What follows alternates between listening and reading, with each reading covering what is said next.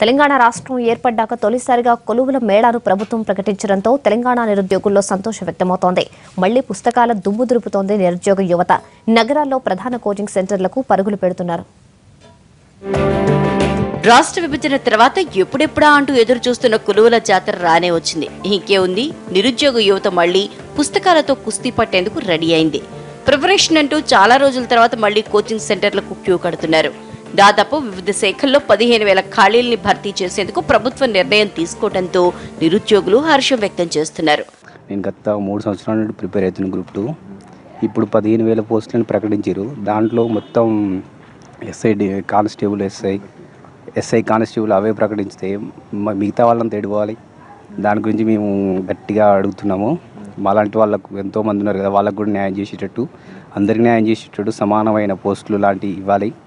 ఇప్పటి వరకు 15,000 పోస్టులు ఇచ్చడం ఇది ఆనందకరంగా అనిపిస్తుంది. కానీ ఇది గ్రూప్ 2 వాళ్ళకు కాకుండా ఎస్ఐ కానిస్టేబుల్ వీళ్ళకి ఇవ్వడం ద్వారా మేము కొంత నష్టపోతున్నామని అనుకుంటున్నాం. అదేవిధంగా త్వరలోనే గ్రూప్ 2 నోటిఫికేషన్ ఇచ్చి దాంట్లో మాకు గ్రూప్ 1, గ్రూప్ 2 ఈ నోటిఫికేషన్ ఇచ్చి మమ్మల్ని కూడా పోటీలో ఇంకా ముందుకు సాగించాలని కోరుకుంటున్నాం. గత 3 సంవత్సరాలుగా ఎలాంటి నోటిఫికేషన్లు రాకపోవడంతో ఆశలు వదులుకున్నారు విద్యార్థులు. పుస్తకాల్ని పక్కకు పడేసి కోచింగ్ సెంటర్లకు వెళ్లడం మానేశారు. ఇక ప్రభుత్వ కొలువులు కష్టమేనన్న అభిప్రాయానికి వచ్చారు. తాజాగా పెద్ద ఎత్తున ఉద్యోగాల్ని భర్తీ చేయాలన్న తెలంగాణ ప్రభుత్వ నిర్ణయంతో వారిలో మళ్లీ ఆశలు మొదలయ్యాయి.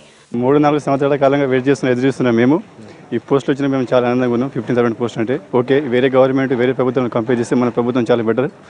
ఇదే విధంగా ఏంటంటే ఇంకొన్ని సీట్లు వేస్తే బాగుంటుంది. ఎందుకనగా ఇప్పుడు 15,000 ఓన్లీ సీట్లు అంటే చాలామంది ఇక్కడ ఉన్నారు, ఇక్కడ 20 మంది ఇక్కడే ఉంటారు, 20,000 మంది ఇక్కడే ఉంటారు. కాబట్టి ఇంకా చాలామంది అందరికీ అనుగుణంగా వారికి మంచిగా న్యాయం జరగాలంటే ఇంకొన్ని పోస్టులు పెంచాలి. దాని తగ్గట్టుగా వేరే శాఖల్లో కూడా ఇప్పుడు ఓన్లీ పోలీస్ శాఖ 8,000 అన్నట్టుగా వేరే శాఖ ఇంకా చెప్పలేదు. కాబట్టి ఇంకా గ్రూప్ 1, గ్రూప్ 2కి 10,000 కన్ఫర్మ్ కాలేదు.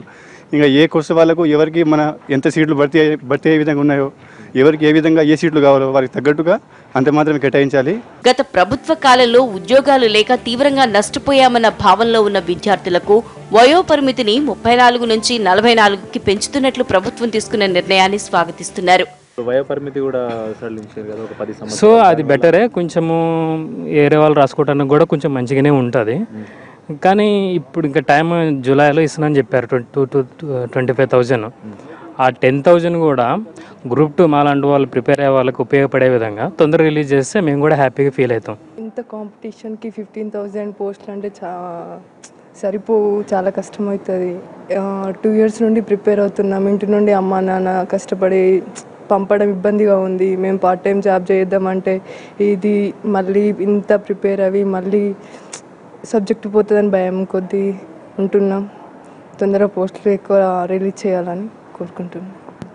ఏజ్ లిమిట్ ఇంకా ఎక్కువ పెంచేసరికి ఇంత కాంపిటీషన్కి మళ్ళీ మాతో పోటీ ఉంటుంది కదా, ఇంత ప్రాబ్లం అవుతుంది. ఈ తక్కువ పోస్టులకి ఇంత కాంపిటీషన్ ఉండేసరికి ఏజ్ లిమిట్ పెంచేసరికి చాలా ప్రాబ్లం అవుతుంది. మొత్తం మీద పెద్ద ఎత్తున ఉద్యోగాల భర్తీ ప్రకటనతో నిరుద్యోగుల ముఖాల్లో ఆనందం కనిపిస్తోంది.